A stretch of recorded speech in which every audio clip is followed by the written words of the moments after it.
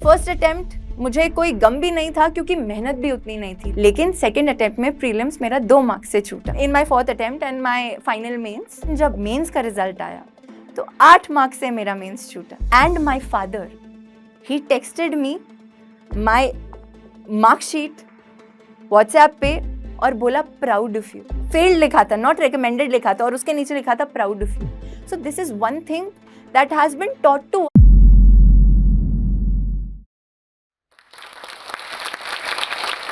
So today, I'll start with a very simple question. The question entails a story which I want you to think and answer. There are two wolves fighting. One is hope and the other one is depression.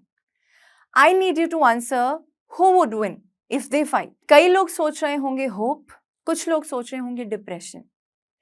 मैं आपको बताने आई हूँ कि मैं वो इंसान हूँ जिसने hope को चूज किया। और ये कैसे हुआ, किसने मेरी मदद की और कौन कौन इसके लिए जिम्मेदार है और मैं यहाँ तक कैसे पहुंची। All of this journey will entail my story. मेरा नाम नेहा ब्याडवाल है, मैं 25 साल की हूँ। मेरा यूपीएससी 2023 में सिलेक्शन हुआ है और मैं राजस्थान की रहने वाली हूँ। राजस्थान में पैदा हुई, रायपुर में पली बढ़ी और मेरी पूरी शिक्षा रायपुर में हुई है। अब मैं अगर आपको अपनी पर्सनल जर्नी के बारे में बताऊं तो मेरी journey up down up down up down, it's as interesting as it can be. Starting from the beginning, मेरी जो प्राइमरी एजुकेशन हुई है वो मेरे दादा दादी के साथ हुई है जयपुर में। Till my 4th standard I was with my grand parents, और वहाँ पे इंग्लिश आप छोड़ दीजिए, हिंदी भी बहुत बड़ी बात थी। हम राजस्थानी में बात करते थे, तो even speaking Hindi was a culture shock for me. लेकिन वहां पे एक बगल में एक स्कूल था, बहुत खुश थी मैं वहां पे। आई वॉज अ पर्सन जो 3 साल की स्कूल गई और रोई नहीं। That is one of the exceptional things that my mother still get surprise at. मैं रोई नहीं स्कूल में, and I was so happy. I abhorred the days Sunday and Saturdays, I didn't like the weekends. Starting से ही पढ़ने का नहीं पर लोगों से बात करने का, लोगों से मिलने का शौक था। लेकिन जो स्टार्टिंग के कुछ साल थे उनमें इन दैट स्कूल काफी अच्छा चला। I was considered a bright student. फिर उसके बाद चली गई मैं भोपाल अपने पापा के साथ। वहां पे डाला गया मुझे एक इंग्लिश मीडियम प्रॉपर स्कूल में, एंड वहां पे आई रियलाइज्ड कि ये जो किताबों में लिखा है वो समझ ही नहीं आ रहा है। आई कुडंट अंडरस्टैंड एनीथिंग, कुछ भी डिसाइफर नहीं कर पा रही थी। And that was a school जहाँ पे हिंदी बोलने में फाइन लगता था। एक बच्चा जो बोले बिना रह ही नहीं सकता वो स्कूल में चुप बैठता था। तो now 5th, I am a person who failed the 5th standard. 5th में फेल हो गई। एक ऑप्शन दिया गया कि आपको वापस हिंदी मीडियम में डाला जा सकता है। एक चीज तो स्टार्टिंग से थी, हारना नहीं आता था, भले ही छोटी सी थी, but that one thing was in me. एक ट्रेट है कि ये देख लिया कि ये हमसे बेहतर है, तो यहीं पे रहना है और उसको सीखना है। 5th से आगे चले तो थोड़ा थोड़ा पढ़ना सीखा, बोलना सीखा। 7th से 10th तक पढ़े तो 10th तक I again became a student जिसको ये बोला जाता था कि बहुत पोटेंशियल है, you need to put more effort into studies, and I did very well in my 10th। फिर आया 11th एंड 12th और आया मेरा टीनेज में I made all the mistakes, all the social mistakes that everybody makes, and I took a dip again. My grades went down. I was in the principal's office for 4 times a year. So I would consider my journey like a trampoline. मुझे ऐसा लगता है कि जितना नीचे में गई वो थ्रस्ट था और ऊपर आने का। Then I went to a college, a very very simple college, DB Girls College, Raipur में ही मेरी ग्रेजुएशन हुई with history, economics and geography. उस कॉलेज में मैंने पहले साल का एग्जाम बहुत अच्छे से पढ़ के दिया क्योंकि 12th में शॉक लग चुका था। 11th and 12th was a shocking period and my parents were not happy. तो यहाँ पे थोड़ा जोर डाला and I top the college. तो 11th एंड 12th में I had lost all hopes from my self. लेकिन यहाँ पे जब कॉलेज टॉप कर दिया, और वो एक हिंदी भाषी कॉलेज था जहाँ पे कोई भी इंग्लिश नहीं बोलता था, तो again it was a culture shock. तो ऊपर नीचे, लेकिन यहाँ पे आके after I started my second year, girls used to come to me and ask me, दी हम कैसे पढ़ें? And that was the moment that I realised कि oh I am a person जो कि किसी की हेल्प कर सकता है, जो कि इस लायक है कि जिससे सवाल पूछा जाए और वो जवाब देगा और उसके जवाब को ट्रस्ट किया जाएगा। सो वहाँ पे एक ट्रस्ट बना और वहाँ पे मैंने अपनी पर्सनालिटी को और एक्सप्लोर किया। I got into speaking. मुझे बोलने का, डिबेटिंग का शौक हमेशा से था, लेकिन लैंग्वेज बैरियर्स की वजह से कभी मौका मिला लेकिन मैं कभी कर नहीं पाई। स्टेज फियर भी था। हम हमेशा स्कूल में देखते थे कि देखो वो बोल रहा है, मुझे भी वैसे ही बोलना है, मुझे भी वैसे ही सीखना है, लेकिन 12th तक सीख नहीं पाए। लेकिन कॉलेज में एक ऐसा माहौल मिला जहाँ पे मैंने हर चीज की, from debating to compering to anchoring. Freshers में खुद पार्ट नहीं लिया, बट स्टेज पे मैं बोलने वाली हमेशा थी। So the confidence started building right from there. I completed my college when I was 18 years old। बहुत अजीब सी बात है पर सच है। अब एक टाइम बचता है तो मैं इनिशियली मूवीज वगैरह देख के, सब कुछ देख के मैं चाहती थी कि मैं लॉयर बनूं, इंसाफ दिलाऊं। लेकिन फिर there was this one incident which happened. My father sat me down और एक फोटो थी, शायद एक कचरे के ढेर की फोटो थी। I don't know what was it. It was in a drawing room और उस फोटो में एक पीक थी। It was a mountain kind of a thing. पापा ने मुझे बिठाया और पापा ने मुझे बोला वो पीक है, वहां तुमको पहुंचना है और मुझे पूरा भरोसा है कि तुम पहुंचोगी। लेकिन कैसे पहुंचना है, तो एक रास्ता है जिसे मैं जानता हूं और एक रास्ता है जो तुम खुद ट्रीट कर सकती हो। तुम कहां से जाओगी, किधर गिरोगी, कितनी बार वापस नीचे आओगी। अगर तुम कोई ऐसा रास्ता चूज करोगी जो बहुत दूर है तो मैं तुम्हें संभाल नहीं पाऊंगा। I will come to the details of my family. My family is an exceptional family and I am lucky that I was born into this family. तो पापा ने ये बात की मुझसे, तो तब मुझे लगा कि नहीं, सहारे की तो जरूरत है और जो ये रास्ता दिखा रहे हैं उसमें चलने में कोई बुराई तो नहीं है। तो तब फिर हम निकल पड़े कि सिविल सर्विस की तैयारी करेंगे। और फिर we have been living in a joint family of 30 at a point. तो उस 30 की फैमिली में बहुत सारे बच्चे थे, फ्रॉम बहुत बहुत एज का वेरिएशन था। कुछ सिविल सर्विसेज की प्रिपरेशन कर रहे थे, कुछ एसएससी जैसे एग्जामिनेशंस की प्रिपरेशन कर रहे थे, कुछ 10th, कुछ और छोटी क्लासेस में। और इसमें इनके साथ पढ़ते पढ़ते घर में एक पढ़ाई का माहौल हमेशा था। इतने सारे लोग एक छोटे से घर में, you can't fathom the possibility of people actually studying there. यहां पे रोल आता है पेरेंट्स का, यहां पे रोल आता है मेरे फादर का। My father is an IRS officer. लेकिन उससे जो प्रिविलेज मुझे मिलता, उससे ज्यादा मैं ये मानती हूं कि प्रिविलेज जो मुझे मिला है, वो प्रिविलेज मुझे इसीलिए मिला है कि वो जिस तरीके के इंसान हैं। जब एक आदमी सुबह से शाम तक काम करके थका हारा घर आता है तो वो चाहता है कि वो थोड़ा आराम करे, अपने फैमिली के साथ थोड़ी सी बात करे, उनके साथ थोड़ा टीवी देखे, थोड़ा मूवीज देखे। बचपन से ही हमारे घर में टीवी तो कभी रहा ही नहीं है, टीवी का कल्चर तो कभी था ही नहीं। होता ये था कि पापा घर आते थे, एक रूम में बोर्ड लगा था, पहले डाइनिंग टेबल पे एक मीटिंग होती थी, तुमने क्या पढ़ा, तुमने क्या पढ़ा, तुमने क्या पढ़ा, तुमने क्या पढ़ा, और फिर थोड़ी सी खिंचाई होती थी। बताओ अब हमने क्या पढ़ा, चलो मुगल पढ़ा, ऑल राइट। मुगल में क्या पढ़ा, अकबर पढ़ा, ऑल राइट। अकबर में क्या पढ़ा, दीन इलाही पढ़ा, बताओ। तो हम डिनर टेबल के लिए प्रिपेयर करते थे, all of us students, children, whatever you call. और फिर इसके बाद एक सेट क्लास होती थी जो कि एक बोर्ड लगा रखा था पापा ने, और वो उसमें हमेशा पढ़ाते थे, चाहे हम 9th में हो, 10th में हो। I used to be terrible at maths and there was a point, मुझे ऐसे लगता है कि मैथ्स में एक ताला है दिमाग में जो बंद हो जाता है, और मुझे वो फील है कि मेरा कब खुला।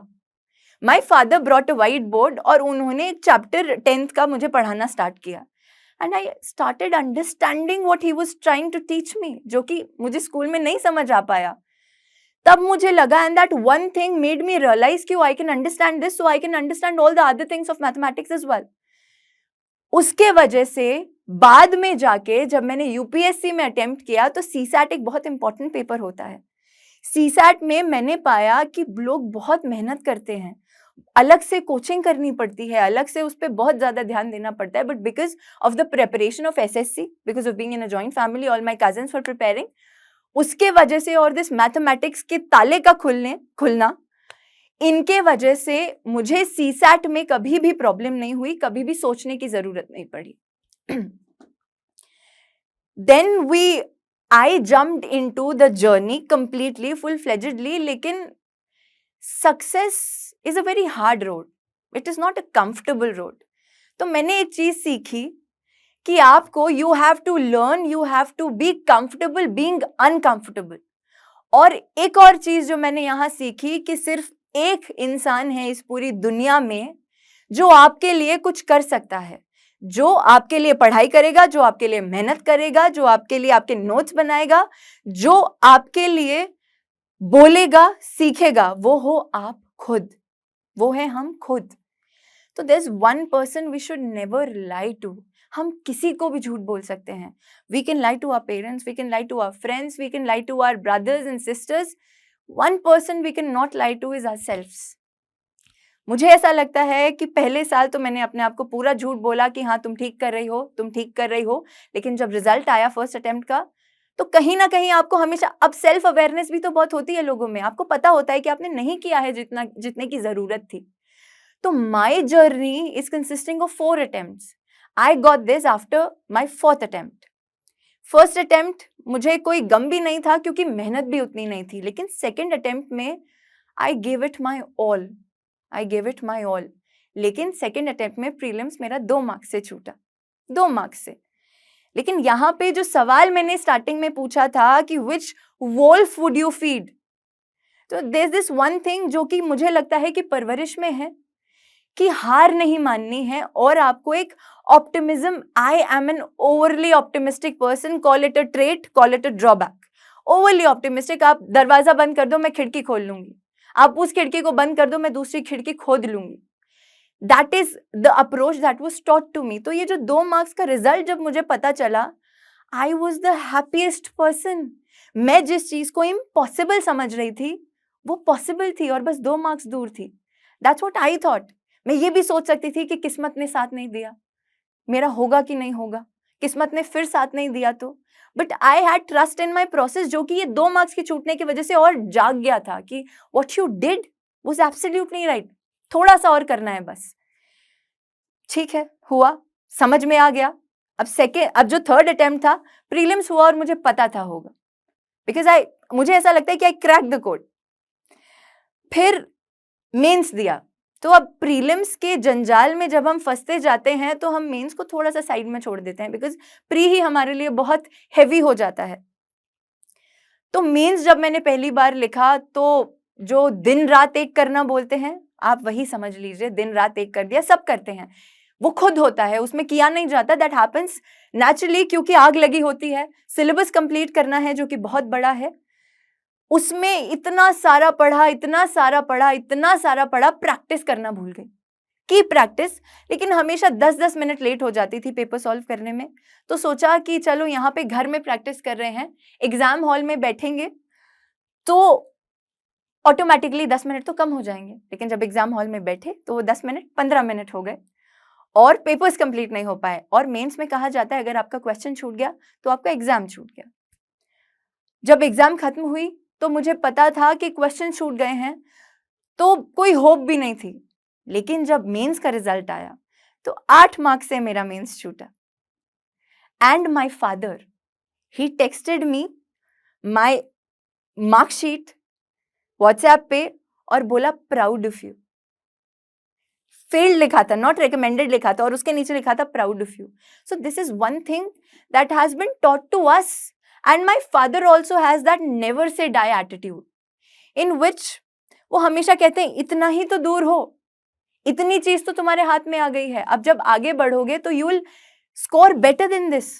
वही हुआ, 4th अटेम्प्ट में वही हुआ. And hence I'm here. ये जो जर्नी है यूपीएससी की, ये जो पढ़ाई है यूपीएससी की, सब कहते हैं कि आप पूरी जर्नी कर लीजिए, आप सब कर लीजिए, लेकिन आप और बहुत बेहतरीन इंसान बन जाएंगे.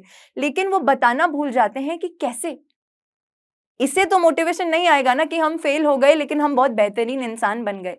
कैसे? आई विल टेल यू कैसे।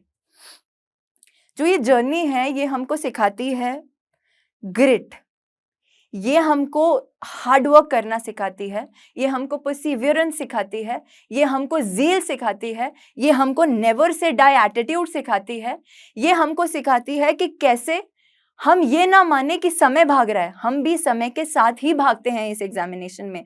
और ये सबसे इम्पोर्टेंटली हमें सिखाती है कि इस समय को जकड़ के कैसे रखा जाए, इस समय का सदुपयोग कैसे किया जाए।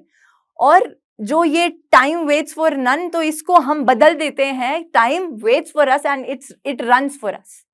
ये होता है, ये हर जो कैंडिडेट सक्सेसफुल है वो आपको यही कहेगा कि जो समय से उन्होंने जीत पाई वही उनकी जीत का कारण है। With me the same thing has happened. और इसमें बोला जाता है कितने घंटे पढ़ाई की, कितने घंटे पढ़ाई की, जब असली में पढ़ाई की तो वो लगी ही नहीं कि पढ़ाई की। वो जो 17-18 घंटे निकल जाते थे कभी पता ही नहीं चलता था और कभी गिना ही नहीं।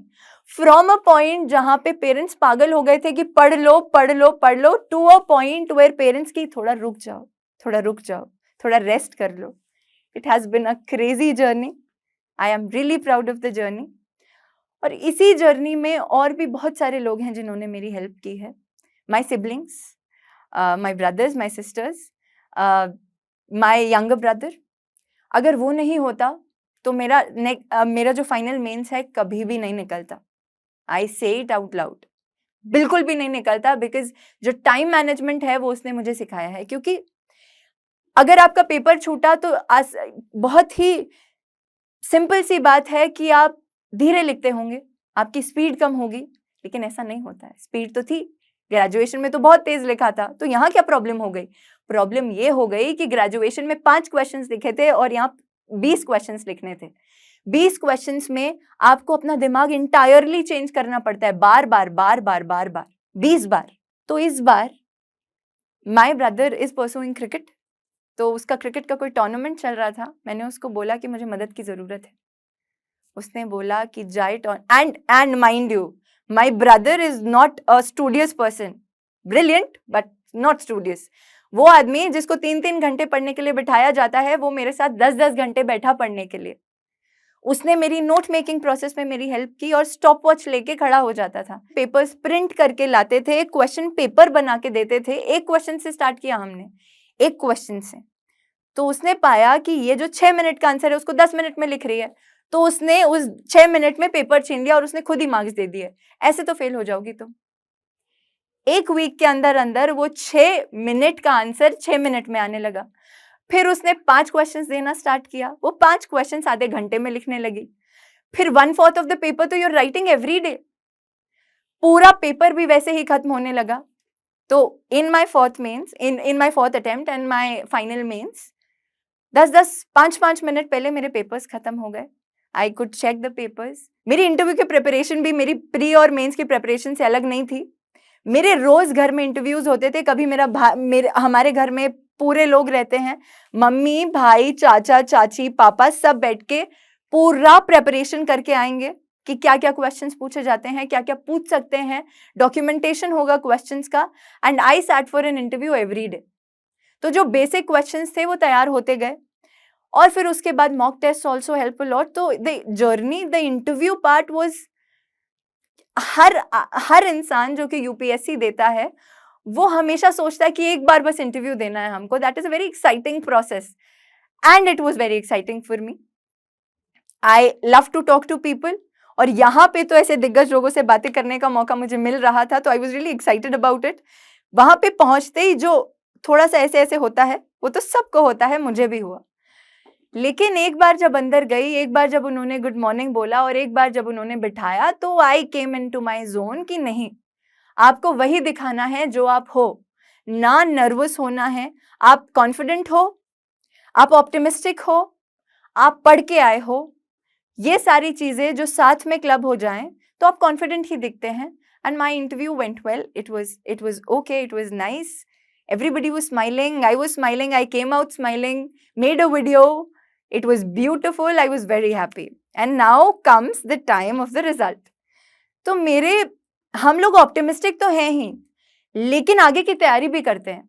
ऑप्टिमिज्म तब तैयारी करने से पहले, लेकिन जब हो गई सारी चीज तो ऑप्टिमिस्टिक थोड़ा सा अलग हो जाता है। तो मुझे प्री का प्रेपरेशन करने के इंस्ट्रक्शंस ऑलरेडी मिल चुके थे, लेकिन जब एक बार पता चल गया कि आने वाला है, अब आने वाला है, तो सब आपस में एक दूसरे को बोलते थे कोई चेक नहीं करेगा, तुम पढ़ाई पे ध्यान दो। लेकिन सब अलग अलग से जाके चेक करते रहते थे, सब छुप छुप के चेक करते रहते थे, मेरे अलावा। मेरे टोटके बड़े हैं इस एग्जामिनेशन में, क्योंकि ये सिखा देती है आपको कुछ कुछ ऐसा। मैंने 2 बार अपने रिजल्ट खुद देखे हैं, मेरा रिजल्ट पॉजिटिव नहीं आया, मैं फेल हो गई। और मेरे जितनी बार किसी और ने रिजल्ट देखे हैं वो रिजल्ट्स मेरे पॉजिटिव आए हैं। तो मैं हमेशा किसी और को बोलती हूँ, मुझे जब पता होता है रिजल्ट आने वाला है, तब भी मैं किसी और को बोलती हूँ come and see my result, please do. तो दैट हैज हैपेंड। लेकिन ये सारी बातें मेहनत के बाद काम आती हैं। जो रिजल्ट का दिन था वो भी बड़ा एक्साइटिंग था। मैं घर पे पहुंची और उसके 2 मिनट में रिजल्ट आया एंड माय चाचा started shouting, Neha Neha Neha Neha, and I knew that something had happened. तो वो इतना खुशी से चिल्ला रहे थे। माय चाचा is the person who has been, वो खुद 2-2 बजे तक बैठे हैं मेरे साथ पढ़ने के लिए, मॉरल सपोर्ट। पढ़ नहीं रहे हैं लेकिन बैठे हैं, हाँ मैं हूं, तुम करो। तो he started shouting and when he was shouting I was like all right, हो गया। So it was a beautiful journey. Every mistake that I made, everything that I did, I am proud of it. I'm very happy today. I'm very grateful to my parents, to all the people who supported me. I'm very grateful to God. I thank God every day. और इसी में I would like to conclude with a very simple line which I love very much, कि UPSC और anything, मंजिलें मिले ना मिले ये मुकद्दर की बात है। मंजिलें मिले ना मिले ये मुकद्दर की बात है, पर हम कोशिश भी ना करें ये तो गलत बात है। Our job is to try till we not become the best versions of ourselves, till we not reach where we want to see ourselves. So all the best to all of you, and thank you so much for giving me this opportunity, and I am feeling very grateful that I talked about my story and I could tell my story to you. Thank you.